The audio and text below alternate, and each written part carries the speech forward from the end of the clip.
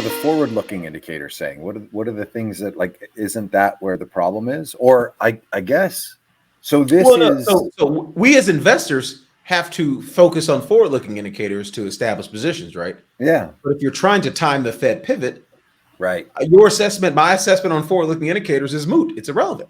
The yeah, Fed is right, going to wait to find yeah, data, clear, convincing yeah, evidence that they need to pivot.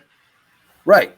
So likely the pivot, although the last couple of days or the last day of rhetoric has been interesting, like this sort of people of, I don't even know what they're glomming onto, because I think, all the rhetoric before that is like, we're not pivoting, we're just going to tighten this thing into the ground. So I guess the next question is, what are the assets that we favor? How do we attack this? Positioning generally is smaller, I guess, right? There's, is it time to go fishing? This is the time to go fishing market. Make it smaller, No, no, hold more cash. no. No, what's the answer? No. So yeah, you've heard me say this for a Yeah, long time now, which is cash is king, and it's an increasingly kinger as interest rates continue to rise on the short end of the curve.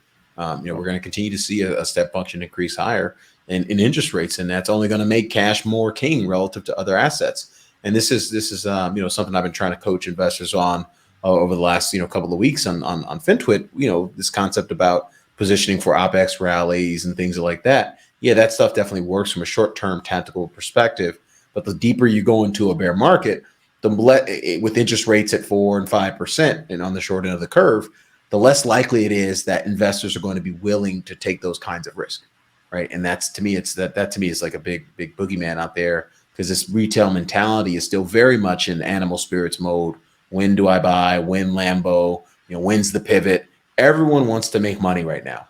And bear markets typically don't end when everyone wants to make money. Bear markets typically end when everyone is concerned about their nest egg and they're trying to preserve capital. And so I still think we got quite a ways to go to the downside in terms of this process.